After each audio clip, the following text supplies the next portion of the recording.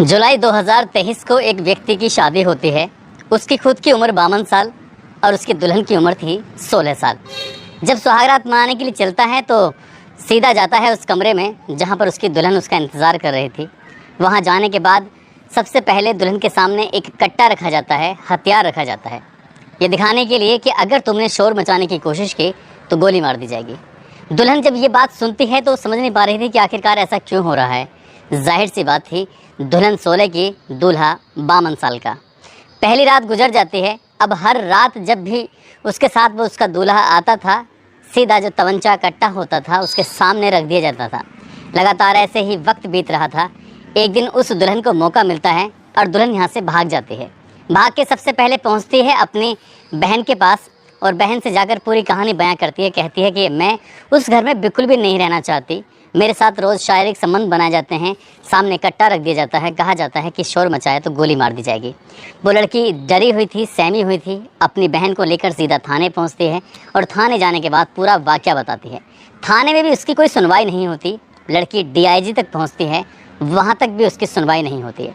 हार थक कर वो लड़की एक सोशल मीडिया पर वीडियो अपलोड करती है और वीडियो अपलोड करने के बाद अपनी कहानी बयां करती है।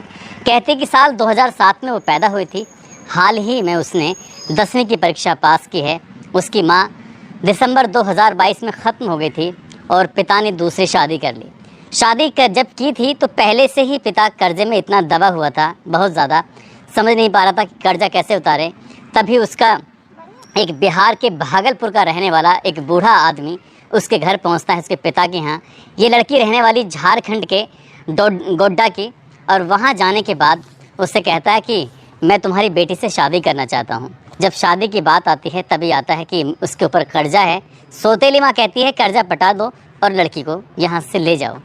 यानी कि जितना भी उसके ऊपर कर्जा था, कर्जा उतार दिया जाता है और उस लड़की को जो 16 साल की थी दुल्हन बना दिया जाता है। जैसे ही ये वीडियो सोशल मीडिया पर वायरल होता है, पुलिस अभी तक सोई होती है और वीडियो वायरल होने के बाद तुरंत पुलिस की आंखें खुल जाती हैं। इस ज़िले यानी कि भागलपुर ज़िले के जो SP होते हैं आनंद कुमार इस वीडियो को देखने के बाद कहते हैं कि हम इस बिटिया को न्याय दिलाने की पूरी कोशिश करेंगे। इस बिटिया ने आगे पढ़ने की इच्छा जाहिर की है, उसे हम पढ़ाने की भी कोशिश करेंगे।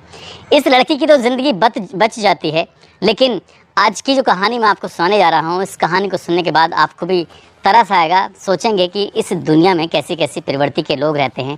थोड़े से सुख के लिए, थोड़ी सी शारीरिक इच्छाओं की पूर्ति के लिए इंसान किसी भी हद तक गिर जाता है। आज की जो सच्ची घटना मैं आपको सुनाने जा रहा हूँ, ये सच्ची घटना है उत्तर प्रदेश का एक ज़िला है रायबरेली, और इसी ज़िले का एक थाना लगता है गुरुबख्शगंज थाना। दरअसल बात कर रहा हूँ 22 अगस्त 2023 की सुबह लगभग 6 या 6:30 बजे के आसपास, जब लोग अपने अपने घरों से जंगल निकल रहे थे, कोई काम के लिए तो कोई सोच के लिए तो कोई किसी और अन्य किसी काम के लिए। तो जब ये लोग निकल रहे हैं तो रास्ते में उनको एक लाश मिलती है। करीब 50 या 52 साल का एक व्यक्ति होता है। उसकी लाश देखने के बाद लोग शोर मचाते हैं और शोर सुनने के बाद पूरा गाँव उस घटना स्थल पर इकट्ठा हो जाता है, एकत्र हो जाता है। यहाँ कर देखते हैं, जो गांव वालों ने पहचान किया कि ये तो मेंढीलाल है। मेंढीलाल की उम्र लगभग 50 साल के आसपास होती है। सूचना पुलिस को दी जाती है और गुरुबख्शगंज थाने की पुलिस मौके पर आती है। मौके पर आने के बाद इस बुज़ुर्ग व्यक्ति के शव को कब्जे में लेकर सीधा पोस्टमार्टम के लिए भेज दिया जाता है। जब कोई भी क्राइम होता है तो उसके पीछे कोई ना कोई मोटिव होता है। पुलिस उस मोटिव को तलाश करने की कोशिश कर रही थी कि आखिरकार इस बूढ़े आदमी का किसने कत्ल किया है। फिर पुलिस ने जब कोई सबूत हाथ नहीं लगता है, पुलिस की कोशिशें नाकाम होती चली जाती हैं। उधर पोस्टमार्टम की रिपोर्ट आती है। पोस्टमार्टम की रिपोर्ट से पता चलता है कि इस व्यक्ति का गला घोंटकर इसकी हत्या की गई है। साथ ही जो इसके शरीर की पसलियां थीं उनको बहुत बुरी तरह से किसी भारी वस्तु से मारकर तोड़ा गया है। साथ ही जो इस बूढ़े आदमी का गुप्तांग है उसको बहुत बुरी तरह से नुकसान पहुँचाया गया है। पुलिस को मोटिव मिल चुका था कि शायद किसी ने अवैध संबंधों के चलते, अवैध संबंधों से गुस्साए किसी व्यक्ति ने इसकी हत्या की है। पुलिस इस मामले की जांच पड़ताल में जुट जाती है। उस व्यक्ति से जुड़े हुए लोगों की तलाश करना शुरू कर देती है। तभी पुलिस के कान में आकर एक व्यक्ति फूंक मारता है।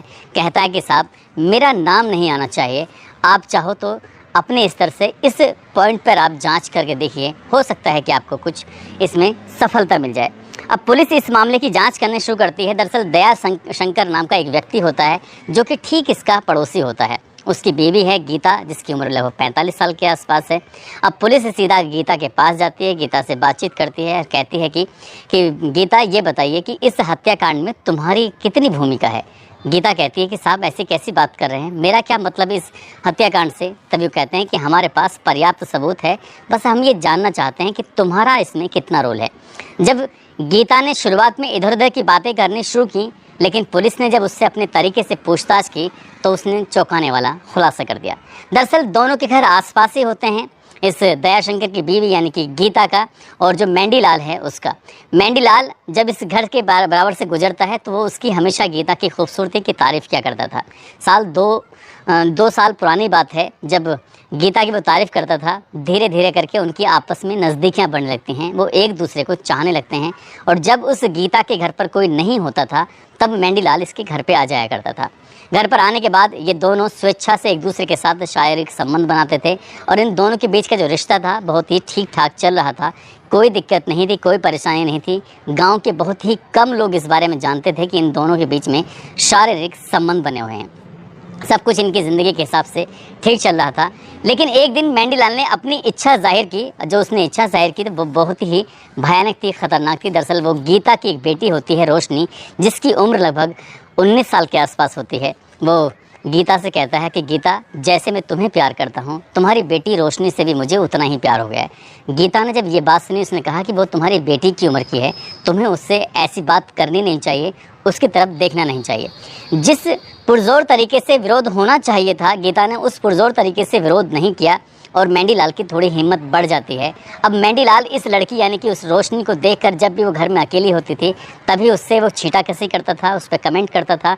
यही नहीं, उसे बुरी नीयत से पकड़ने की भी कोशिश करता था और जब मौका मिलता था तो उसके साथ पकड़कर उसके साथ ज़बरदस्ती करता था। और ये लंबे समय से लगातार चला रहा था, लेकिन रोशनी ने कभी अपनी माँ से इस बात का जिक्र नहीं किया, जबकि मेंढीलाल गीता से ये बात कर चुका था। और एक दिन जब इसके साथ ज़बरदस्ती करने की उसने कोशिश की तब वो रोती हुई अपनी माँ के पास जाती कि माँ, जो तुमने किया है सो किया है, लेकिन तुम्हारे पाप अब हम झेलने पड़ेंगे, ये कभी सोचा नहीं था। जब बेटी ने रोते हुए अपनी माँ गीता से ये पूरी कहानी बताई तो माँ को बहुत ज़्यादा गुस्सा आ जाता है। माँ और बेटी प्लान करते हैं, कहते हैं कि ठीक है, अगर उसने तुम्हारे ऊपर इस तरह की गंदी नज़र रखी है तो उसका उसे सबक सिखाने की कोशिश करेंगे। 21 और 22 अगस्त की रात लगभग 12 बजे के आसपास का उसको वक्त दिया गया था। उससे कहा गया था कि तुम रोशनी के साथ जो भी कुछ करना चाहते हो वो तुम कर सकते हो, हमें कोई ऐतराज़ नहीं है, हमें कोई दिक्कत नहीं है। बस वो इन पलों का, इन वक्त का बेसब्री से इंतज़ार कर रहा था। उसको एक संदेश ये दिया गया था कि तुम्हें जब आओगे तो पिछले वाले दरवाजे से आना है, मुख्य द्वार से मत आना, क्योंकि कोई देखेगा तो अच्छा नहीं लगेगा। अब गीता उसका इंतज़ार कर रही थी, साथ ही उसकी बेटी रोशनी भी इसका इंतज़ार कर रही थी मेंढीलाल का। और 21-22 अगस्त 2023 की रात लगभग 12 बजे के आसपास पिछले वाले दरवाजे से जैसे वो अंदर प्रवेश कर रहा था, अपने सामने उस लड़की यानी कि 19 साल की रोशनी को देखता है तो उसका चेहरा खिल जाता है। लग रहा था जैसे क्या उसकी आज जो इच्छाएँ हैं वो पूरी होने वाली हैं। और जैसे ही उसने उस लड़की को अपनी बाहों में भरने की कोशिश की, तुरंत ही गीता ने पीछे से एक डंडा लिया, उसके सर में बहुत ज़ोर का मारा। जैसे ही ज़ोर का डंडा लगा, वो इससे पहले कि चीख पाता, चीखने की कोशिश करता, बेटी ने उसका मुंह दबा लिया। और मुंह दबाने के बाद माँ ने और बेटी ने दोनों ने मिलकर उसके शरीर के अलग अलग हिस्सों पर भारी वस्तुओं से हमला किया। उसकी शरीर की पसलियाँ तोड़ दी बहुत बुरी तरह से, साथ ही जो उसका गुप्तांग होता है उसको बहुत ज़्यादा नुकसान पहुँचाया गया। और इसी बीच में एक दुपट्टा लेकर उसका गला घोंटकर उसकी हत्या कर देते हैं। और उस दुपट्टे को तब तक खींचा जाता है जब तक कि उसके प्राण नहीं निकल जाते हैं। जब ये तसल्ली हो जाती है कि अब मेंढीलाल इस दुनिया में बचा नहीं है, ख़त्म हो चुका है, मर चुका है, तब माँ और बेटी ने प्लान किया कि क्यों ना इसके शव को अब ठिकाने लगाया जाए। तभी घर से वो एक ऐसे कपड़े का इंतज़ाम करते हैं। कपड़े का इंतज़ाम करने के बाद उस कपड़े में उसकी बॉडी को लपेटा जाता है। लपेटने के बाद रात के लगभग 1 या 1:30 बजे के आसपास का वक्त हो चला था। माँ और बेटी उसे कंधे पे डालकर सीधा जंगल की तरफ लेके जाते हैं, जब पूरा गाँव पूरी तरह से सोया हुआ था। और गांव से लगभग 100 या 150 मीटर की दूरी पर जंगल में उस शव को सड़क के किनारे फेंक देते हैं। और जब सड़क के किनारे फेंकते हैं तो राह चलते लोगों को अगले ही दिन सुबह में ये शव दिखाई दे जाता है। और लोगों को दिखाई देने के बाद फिर पुलिस आती है। पुलिस इस घटनाक्रम का खुलासा करती है। ये पता चलता है कि लगभग 2 साल से इस गीता के साथ इस व्यक्ति के अवैध संबंध थे और ये व्यक्ति उसकी बेटी पर गंदी नज़र रख रहा था, उसके साथ शारीरिक संबंध बनाने की लगातार कोशिश कर रहा था। माँ को जब इस बात पर गुस्सा आता है तब वो अपनी बेटी की इज्जत को बचाने के लिए बदला तो ले लेती है, लेकिन बेटी की और माँ की ज़िंदगी पूरी तरह से ख़राब हो जाती है, क्योंकि पुलिस ने माँ और बेटी दोनों को ही गिरफ़्तार कर लिया और गिरफ़्तार करने के बाद इनको जेल भेज दिया है। इनसे जो सबूत थे, जिसमें वो भारी वस्तु या डंडा जो भी इस्तेमाल किए गए थे, वो सब कुछ बरामद करके पुलिस ने एक गंभीर धाराओं में मुकदमा दर्ज किया। साथ ही चार्जशीट लगाने की कम से कम समय में कोशिश है ताकि इन महिला को सज़ा मिल सके। जो इस इलाके के, इस ज़िले के एसपी होते हैं आलोक प्रियदर्शी, वो कहते हैं कि अगर बेटी पर उसकी गंदी नज़र थी तो पुलिस का सहारा लेना चाहिए था। अगर पुलिस का सहारा लेते तो शायद ये क्राइम कभी भी नहीं होता, और शायद माँ बेटी ने सोचा होगा कि हम इसका क्राइम, इसको मार डालेंगे और इस बात का कभी किसी को पता नहीं चलेगा। लेकिन क्राइम को कितने भी शातिर तरीके से क्यों ना किया जाए, क्राइम कभी छिपता नहीं है, क्राइम खुल जाता है और दोनों माँ बेटियों को जेल जाना पड़ता है। एक माँ अपनी बेटी की इज्जत बचाने के लिए वो खुद हत्यारन बन जाती है, जबकि एक कहानी जो कि झारखंड और बिहार के भागलपुर की होती है, वहाँ पर 16 साल की एक बेटी को एक पिता अपना कर्जा ख़त्म करने के लिए, कर्जे से मुक्ति पाने के लिए अपनी ही बेटी को एक पैसे वाले आदमी को बेच देता है और उसके साथ उसकी शादी कर देता है। हालांकि बेटी ने अपने लिए, जब चारों तरफ से रास्ते बंद हो चुके थे, तो वीडियो के माध्यम से अपनी पूरी कहानी सोशल मीडिया पर वायरल की, तब जाकर पुलिस की नींद टूटी। दोस्तों, इन दोनों घटनाक्रम को सुनाने का उद्देश्य किसी को परेशान करना नहीं है, किसी का दिल दुखाना नहीं है, बल्कि आपको जागरूक करना है, आपको सचेत करना है। कोई भी क्राइम अगर होता है उससे पहले दस्तक होती है, और दस्तक जो लोग पहचान जाते हैं क्राइम कभी नहीं होता, और जो लोग दस्तक को पहचान नहीं पाते हैं तो क्राइम हो जाता है।